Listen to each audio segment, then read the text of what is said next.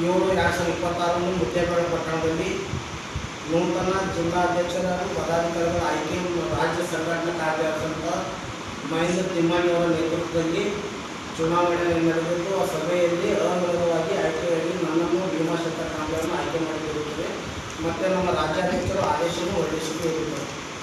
ಅದರ ಪ್ರಯುಕ್ತ ನನ್ನ ಜಿಲ್ಲಾ ಅಧ್ಯಕ್ಷರ ನೇತೃತ್ವದಲ್ಲಿ ಈ ಸಂಘದ ಪದಾಧಿಕಾರಿಗಳು ಹೆಸರನ್ನು ಪ್ರಸ್ತಾಪಿಸಲು ಈ ಸಭೆ ಕರೆದಿತ್ತು.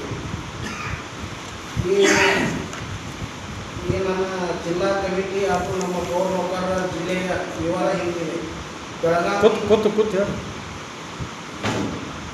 ಬೆಳಗಾವಿ ವಿಭಾಗ ಮಟ್ಟದ ಸಂಘಟನಾ ಕಾರ್ಯದರ್ಶಿಯಾಗಿ ಶ್ರೀ ವೀರೇಶ್ ಹಟ್ಟಿ, ಮುಖ್ಯಾಧಿಕಾರಿಗಳು ಕೋಲಾರ ಪಟ್ಟಣ ಪಂಚಾಯತ್ ಅವರನ್ನು ಆಯ್ಕೆಗೊಂಡಿರುತ್ತಾರೆ. ಅದೇ ರೀತಿಯಾಗಿ ರಾಜ್ಯ ಪರಿಷತ್ ಸದಸ್ಯರು ಶ್ರೀ ಪ್ರತಾಪ್ ಕೋಡಿಗೆ, ಮುಖ್ಯಾಧಿಕಾರಿಗಳು ನಿರ್ಗುಂದಿ, ಇವರು ಕೂಡ ರಾಜ್ಯ ಪರಿಷತ್ ಸದಸ್ಯರಿಗೆ ಆಯ್ಕೆಗೊಂಡಿರುತ್ತಾರೆ. ಗೌರವ ಅಧ್ಯಕ್ಷರು ಶ್ರೀ ಆರ್.ಎಸ್. ಶಿವೋಗಿ ಮಠ, ಪಟ್ಟಣ ಪಂಚಾಯತಿ ತಿಕೋಟ, ಇವರು ಕೂಡ ನಮ್ಮ ಗೌರವ ಅಧ್ಯಕ್ಷರಿಗೆ ಆಯ್ಕೆಗೊಂಡಿದ್ದಾರೆ. ಜಿಲ್ಲಾ ಅಧ್ಯಕ್ಷರಾಗಿ ನಾನು ಭೀಮಾಶಂಕರ ಕಾಂಬ್ಳೆ ನೇಮಕಗೊಂಡಿದ್ದೇನೆ. ಅದೇ ರೀತಿ ಉಪಾಧ್ಯಕ್ಷ ಶ್ರೀಕಾಂತ್ ಪಡಶೆಟ್ಟಿ, ಮುದ್ದೇಬಿಹಾಳ ಪುರಸಭೆ, ಇವರು ಕೂಡ ಆಯ್ಕೆಗೊಂಡಿದ್ದಾರೆ.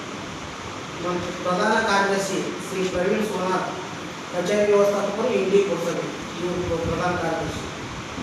ಅದೇ ರೀತಿ ಕಾರ್ಯದರ್ಶಿ ನಮ್ಮ ಸಂಘದ ಕಾರ್ಯದರ್ಶಿ ಶ್ರೀಪಾದ್ ಜೋಶಿ, ತಾಳಿಕೋಟಿ ಪುರಸಭೆ.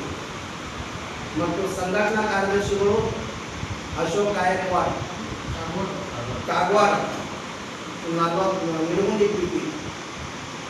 ಅದೇ ರೀತಿ ಜಂಟಿ ಕಾರ್ಯದರ್ಶಿ ಜಾವೇದ್ ನಾಯ್ಕೋಡಿ, ಮುದ್ದೇಬಿಹಾಳ ಪುರಸಭೆ. ಸಹ ಸಂಘಟನಾ ಕಾರ್ಯದರ್ಶಿಗಳು ಶ್ರೀ ಸುರೇಶ್ ಅಮರಣ್ಣವರು, PMC ಕಂದಾಯ ಅಧಿಕಾರಿಗಳು, ತಾಳಿಕೋಟಿ ಪುರಸಭೆ. ಅದೇ ಖಜಾನ್ಸಿಯಾಗಿ ಜಿಲ್ಲಾ ಖಜಾನ್ಸಿ ಶಂಸುದ್ದೀನ್ ಮುಲಿಮನಿ, TMC ಮುದ್ದೇಬಿಹಾಳ. ಸಾಂಸ್ಕೃತಿಕ ಕಾರ್ಯದರ್ಶಿಯಾಗಿ ಶ್ರೀ ಸುರೇಶ್ ಬಾಗೇವಾಡಿ, ಕಚೇರಿ ವ್ಯವಸ್ಥಾಪಕರು, ಬಸವನ ಬಾಗೇವಾಡಿ. ಜಿಲ್ಲಾ ಕಾನೂನು ಸಲಹೆಗಾರರಾಗಿ ಶ್ರೀ H.A. ಡಾಲಾಯ್ಕೋ, TMC ಮುದ್ದೇಬಿಹಾಳ ಪುರಸಭೆ. ಜಿಲ್ಲಾ ನಿರ್ದೇಶಕರು ಶ್ರೀ B.R. ಸಿಂಗೆ, UDC ವಿಜಯಪುರ. ಮತ್ತು ಮುತ್ತುರಾಜ್ ಹಿರೇಮಠ, ದೇವರಿಪಲ್ಲಿ. ಯಾಸಿನ್ ಉಂಡೇಕರ್, ಆಲ್ಮೇಲ್, ಪಟ್ಟಣ ಪಂಚಾಯತಿ. ಸೋಮು ಭೂವಿ, ದೇವರಿಪಲ್ಲಿ, ಪಟ್ಟಣ ಪಂಚಾಯತಿ. ಶ್ರೀಮತಿ ಮರ್ಯವ್ವ ದೊಡ್ಮನಿ, ನಗರಸಭೆ ಶ್ರೀಮತಿ. ರುಕ್ಮವ್ವ ನಂದಿ, ಪುರಸಭೆ, ಬಸವನ ಬಾಗೇವಾಡಿ. ಸಿದ್ಲಿಂಗಯ್ಯ ಪಾಟೀಲ್. ಈ ಥರ ನಮ್ಮ ಸಂಘದಿಂದ ಆಯ್ಕೆಗೊಂಡಿದ್ದೇವೆ. ಅದೇ ರೀತಿ ಶಾಖಾ ಸಂಘದ ಅಪಾಯಿಂಟ್ಮೆಂಟ್ ಆಗ್ಯಾವ ಸರ್. ಪೌರ ಕಾರ್ಮಿಕರು, ಲೋಡರ್ಸ, ಅವರಿಗೆ ಸರ್ಕಾರ ಒಂದು ರಿಸ್ಟ್ರಿಕ್ಷನ್ ಕಾಯಂ ಮಾಡ್ಕೊಂಡಾರೆ. ಒಂದು 75% ನಾವು ಕೊಡ್ತೀವಿ, 25% ನಿಮ್ಮ ನಗರಸ್ಥಾನ ಕೊಡ್ತಾ ಇರ್ತೀವಿ. ಇನ್ನು ಗೌರ್ಮೆಂಟ್ ಗ್ರ್ಯಾಂಟ್ ಅವ್ರಿಗೆ ಅಲೋಕೇಟ್ ಆಗಿದೆ. 2020 ಪೌರ ನೌಕರರಿಗೂ ಅಥವಾ ಪೌರ ಕಾರ್ಮಿಕರಿಗೆ ಲೋಡರ್ಸ್ ಬರ್ತಾರೆ. ಲೋಡರ್ಸ, ಕ್ಲೀನರ್, ಡ್ರೈವರ್, ಅವರಿಗೆ ವೇತನ ಸರ್ಕಾರದಿಂದ ಅಪ್ರೂವಲ್ ಆಗಬೇಕು. ನಾನು ಫೈನಾನ್ಸಲ್ಲಿ ಅಪ್ರೂವಲ್ ಆಯ್ತಂದ್ರೆ ಅವರಿಗೆ ಗ್ರ್ಯಾಂಟ್ ಸಿಗಬೇಕಾಯ್ತು. ಅದು ಒಂದು ಬೇಡಿಕೆ ಇರೋದು.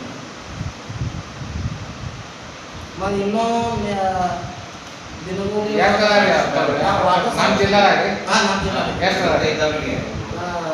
ಸುಮಾರು ಒಂದು ಎಲ್ಲ ನಗರಸ್ಥಳೀಯ ಸ್ಟೇಟ್ ಬಗ್ಗೆ ಐತ್ರಿ.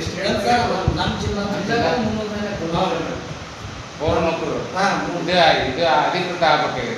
ಅಧಿಕೃತ ಆಗ್ಯಾರಿ. ಅನುದಾನದ ಕೊರತೆ ಪೂರ್ಣ ಪ್ರಮಾಣದಲ್ಲಿ ವೇತನ ಏನಾದ್ರು ಸರ್ಕಾರದಿಂದನೇ ಕೊಡ್ತಾರೆ.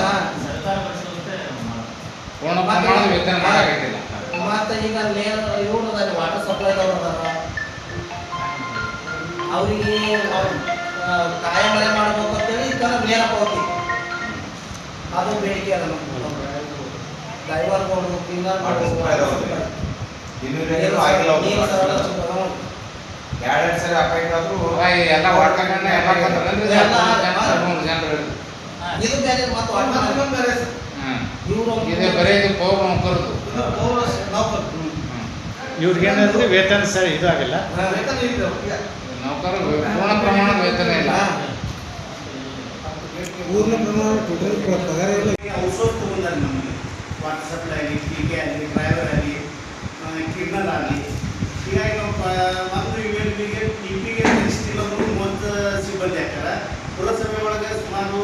110 ಆಗ್ತಾರೆ.